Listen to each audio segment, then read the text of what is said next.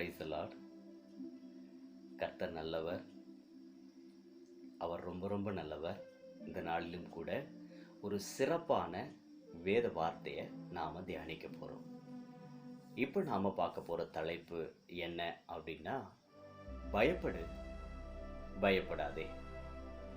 யாருக்கு பயப்படணும், யாருக்கு பயப்படக்கூடாது?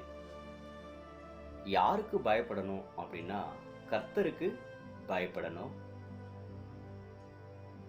மனிதனுக்கு பயப்படக்கூடாது. வேத ஆதாரத்தோட நம்ம பார்க்கலாமா? அதுக்கு முன்னாடி கர்த்தருக்கு பயந்தா நமக்கு என்ன லாபம் அப்படின்னு இந்த வேதம் முழுக்க நிறைய சொல்லுது. ஒரு சில விஷயங்களை நான் சொல்றேன். கர்த்தருக்கு பயப்படுதல் ஞானத்தின் ஆரம்பம். அப்ப ஞானத்துல நம்ம நல்ல ஞானம் உள்ளவர்களா வாழணும் அப்படின்னா கர்த்தருக்கு பயப்படணும். கர்த்தருக்கு பயப்படுதல் ஆயுசு நாட்களை பெருக பண்ணும் அப்படின்னு வேத வார்த்தை சொல்லுகிறது. பாருங்க, அடுத்து கர்த்தருக்கு பயந்தா சமாதானம் உண்டு. அடுத்து கர்த்தருக்கு பயந்தா என்ன இருக்கு அப்படின்னு சொல்றாங்க அப்படின்னா, கர்த்தர் தமது ரகசியத்தை வெளிப்படுத்துறாராம். அடுத்து கர்த்தருக்கு பயந்தா கர்த்தர் தமது உடன்படிக்கையை தெரியப்படுத்துறார். இப்படி கர்த்தருக்கு பயந்தா லாபம் நிறைய இருக்கு. ஒவ்வொரு காரியமும் அனுபவிக்க வேண்டிய ஒரு காரியம், அது முழுவதும் வேதத்தில் இருக்கு, அந்த வார்த்தைகள் இருக்கிறது. சரிங்களா? அப்ப கர்த்தருக்கு பயந்து வாழ்றது ரொம்ப ரொம்ப நல்லது. இப்போ உங்ககிட்ட நான் ஒரு கேள்வி கேட்டேன்னா, கர்த்தருக்கு பயப்படுறீங்களா அப்படின்னு கேட்டேன்னா, நிச்சயமா நான் கர்த்தருக்கு பயந்து தான் வாழ்றேன் அப்படின்னு உங்களால சொல்ல முடியும், சொல்லுவீங்க. ஆனால் உண்மையிலேயே நம்ம கர்த்தருக்கு பயந்து வாழ்கிறோமா அப்படிங்கிறத குறித்து தான் நாம் இன்னைக்கு தியானிக்க போகிறோம். சரிங்களா? சரி, வேத வார்த்தை நம்ம தியானிச்சுட்டு நம்ம அதுக்கப்புறம் நம்ம கர்த்தருக்கு பயந்து வாழ்கிறோமா வாழலையா அப்படிங்கிறத நம்ம பார்க்கலாம். பாருங்க, மத்தேயு 10ஆம் அதிகாரம் 28வது வசனம் இப்படி சொல்லுகிறது: ஆத்துமாவை கொள்ள வல்லவர்களாய் இராமல் சரீரத்தை மாத்திரம் கொள்ளுகிறவர்களுக்கு நீங்கள் பயப்பட வேண்டாம். ஆத்துமாவையும் சரீரத்தையும் நரகத்திலே அழிக்க வல்லவருக்கே பயப்படுங்கள் அப்படின்னு வேத வார்த்தை சொல்லுகிறது. நல்லா கவனிச்சு பாருங்க. அப்ப ஆத்மாவையும் சரீரத்தையும் கொள்ள நரகத்திலே தள்ளி கொள்ள வல்லவர் யார் அப்படின்னா கர்த்தர். அப்ப ஆத்மாவையும் சரீரத்தையும் அழிக்க அவரால் மட்டும்தான் முடியும். அப்போ நம்ம யாருக்கு பயப்படுனா, ஆவியும் நம்முடைய ஆத்மாவையும் நம்முடைய சரீரத்தையும் அழிக்க வல்லவர் கர்த்தர். இப்ப கர்த்தருக்கு நாம் பயந்து வாழ வேண்டும். ஆனா இங்க சொல்றாரு, சரீரத்தை மாத்திரம் கொள்ளுகிறவர்களுக்கு நீங்க பயப்பட வேண்டாம். அப்ப சரீரத்தை யார் யார் கொள்ள முடியும்? ஒரு மனுஷன் ஒரு மனுஷனுடைய சரீரத்தை கொள்ள முடியும். மிருகம் மனிதனுடைய சரீரத்தை கொள்ள முடியும். அடுத்து வியாதி மனிதனுடைய சரீரத்தை கொள்ள முடியும். இன்னும் சொல்ல போனா பில்லி சுனிய மாந்திரிகம், அது மனிதனுடைய சரீரத்தை தான் கொள்ள முடியும். ஆத்மாவை கொள்ள அதெல்லாம் ஒன்றும் முடியாது. ஆனா இன்னைக்கு நம்ம என்ன பண்றோம், முழுக்க முழுக்க முழுக்க சரீரத்தை கொள்ளுகிற காரியத்துல தான் நம்ம பயந்து பயந்து வாழ்றோம். இப்ப சொல்லுங்க, நீங்க கர்த்தருக்கு பயப்படுறீங்களா? கர்த்தருக்கு பயப்படுறவங்க ரகசியத்தை நான் கடைசியா சொல்றேன். கர்த்தருக்கு யார் பயப்படுவார்கள் என்று இப்ப சொல்ல நீங்க வார்த்தையை நிதானமா கவனிச்சீங்கன்னா உங்களுக்கு புரியும். அப்ப சரீரத்தை கொள்ளக்கூடிய 4 விஷயங்கள் சொன்ன: மனுஷன், மிருகம், வியாதி, பில்லிச்சுனிய மாந்திரிகம். இப்ப இந்த 4 காரியங்கள், சரிங்களா? இந்த 4 காரியத்துக்கு நீங்க பயந்தாலே நீங்க கர்த்தருக்கு பயப்படலன்னு அர்த்தம். இப்ப நான் சொல்ல வர்றது புரியுதுங்களா? இப்ப சொல்லுங்க, நீங்க கர்த்தருக்கு பயந்து வாழ்றீங்களா? நல்லா சிந்திச்சு பாருங்க. நாம கர்த்தரை தவிர வேறு எதற்கும், இந்த சரீரத்தை கொள்ளக்கூடிய எந்த ஒரு காரியத்திற்கும் நாம் பயப்படாமல் வாழ்ந்தோம் என்றால் நிச்சயமாகவே நாம் கர்த்தருக்கு தான் நாம் பயந்து வாழுகிறோம் என்று அர்த்தம். ஆனால் சரீரத்தை கொள்ளக்கூடிய எந்த ஒரு காரியத்திற்கு நாம் பயந்தோம் என்றால் நம்ம கர்த்தருக்கு பயப்படலைன்னு அர்த்தம். ஆமா, அதுதான் உண்மை. அப்ப யோசிச்சு பாருங்க, மனுஷனை பார்த்து என்ன பயப்படுறோம்? இந்த மனுஷன் சரீரத்தை கொல்லக்கூடியவன், அவனை பார்த்து என்ன பயப்படுறோம்? அந்த சரீரத்தை கொல்லக்கூடிய மனுஷன் என்ன பண்ணுவான்? மிஞ்சி போன என்ன பண்ண முடியும்? மனுஷனால அவமானப்படுத்த முடியும். அப்ப இவன் என்னை அவமானப்படுத்திடுவாங்களோ அப்படின்னு சொல்லி மனுஷனை பார்த்து பயப்படுறோம். அசிங்கப்படுத்திடுவாங்களோ, கேவலப்படுத்திடுவாங்களோ அப்படின்னு சொல்லி பயந்து பயந்து பயந்து வாழ்ந்துகிட்டு இருக்கோம். நல்லா புரியுதுங்களா? இன்னைக்கு நிறைய பேருடைய வாழ்க்கை இப்படிதான் இருக்கு. என்னை ஏதாவது தவறா சொல்லிடுவாங்களோ, என்ன ஒரு மாதிரி பேசுறாங்க, எப்படி ஒரு மனுஷன் பார்த்தீங்கன்னா, ஒரு மனுஷன் பலவிதமா சரீரத்த கொல்றான். எப்படின்னா, ஒருத்தர் தேவையில்லாத வார்த்தைகளினால மனச புண்படுத்தும் பொழுது என்ன ஆகுது அப்படின்னா, அந்த புண்பட்ட மனுஷன் போய் தற்கொலை செய்து கொள்றான். மனிதனுடைய வார்த்தையினால புண்பட்டு தற்கொலை பண்ணிக்கிட்டான். அப்ப மனுஷனுக்கு மனுஷனை பார்த்து பயம் பாருங்க.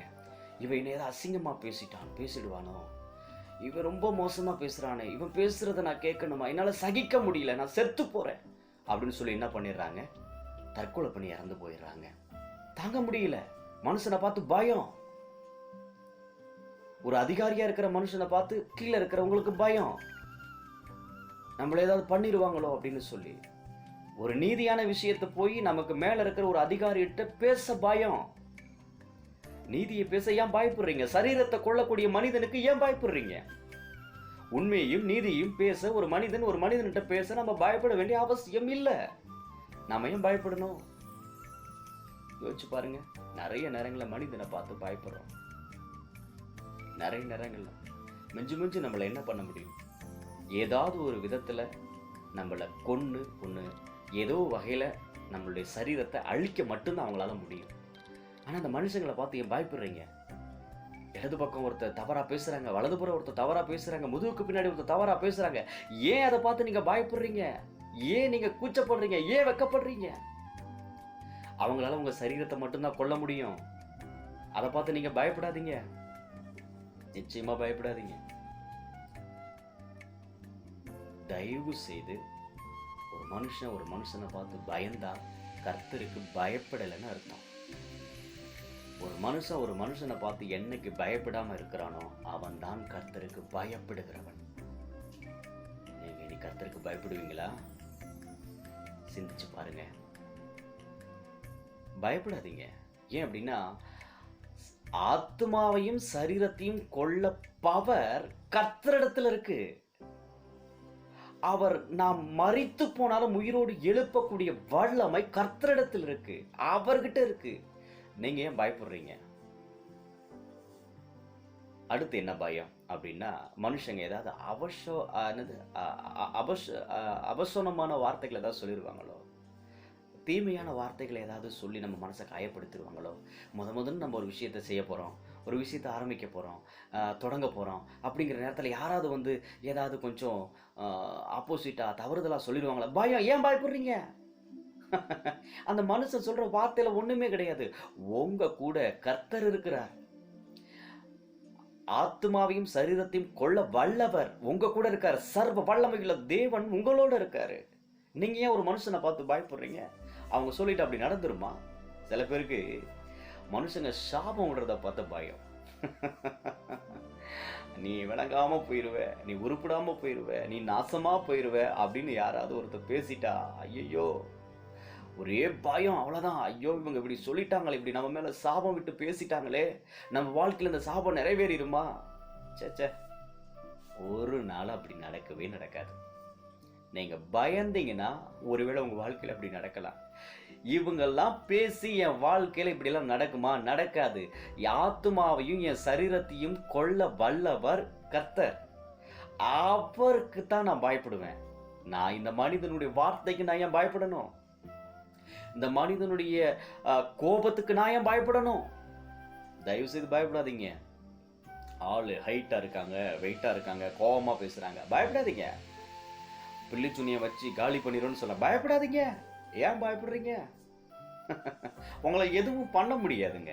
உங்க சரீரத்தை அழிக்கக்கூடிய எந்த ஒரு காரியத்துக்கும் நீங்க பயப்படாம இருந்தீங்கன்னா நிச்சயமா நீங்க கர்த்தருக்கு பயப்படுகிறீங்கன்னு அர்த்தம். தயவு செய்து அதை புரிஞ்சுக்கங்க. அடுத்து வியாதியை கண்டு பயம். வியாதி யோசிச்சு பாருங்க. எப்ப பாரு ஒரு தலைவலி வந்துட்டா தலையில ஏதாவது ஒரு மாதிரி கொஞ்சம் மின்னு வலிச்சுட்டா போதும், தலையில ஏதோ ஒரு பிரச்சனை இருக்கு, ஏதாவது இருக்குமா, அப்படி ஆயிருமா, இப்படி ஆயிருமா, பயம். லைட்டா இந்த இடத்துல நெஞ்சுக்கிட்ட கொஞ்சம் வலி வந்துருச்சுடா, ஐயோ ஹார்ட் ப்ராப்ளமா இருக்குமோ, ஹார்ட் அட்டாக் வந்துருமோ, ஏதாவது அடப்பு கடப்பு இருக்குமோ, பயம். வியாதியை பார்த்து பயம். யூரின் நிறைய போகுது, ஐயோ சுகரா இருக்குமோ, பயம். அப்பா தயவு செய்து சொல்றேன், வியாதி சரீரத்தை மட்டும்தான் கொள்ள முடியும். ஆனா கர்த்தர் ஆத்துமாவுக்கும் சரீரத்துக்கும் அதிகாரி. அவர்கிட்ட அத்தாரிட்டி இருக்கு, பவர் இருக்கு, வல்லமை இருக்கு, முழு ரைட்ஸ் நம்ம மேல அவருக்கு இருக்கு. நாம அவருக்கு இதுக்கு பயப்படாம இருந்தோம்னாலே நம்ம அவருக்கு பயப்படுறன்னு அர்த்தம். நாம அவருக்கு பயப்படுறவர்களா இருந்தா எந்த வியாதியும் நம்மள ஒன்றும் பண்ண முடியாது. அதை முதல்ல நம்ம புரிஞ்சுக்கணும். புரியுதுங்களா? எந்த வியாதி வேணாலும் வரட்டும், என்ன வேணாலும் வரட்டும், நம்மள ஒன்றும் பண்ண முடியாது. கர்த்தருக்கு மட்டும் நம்ம பயந்து வாழ்ந்தா போதும். வியாதியை பார்த்து பயந்தோம்னா வியாதி நம்மளை தாக்கும்.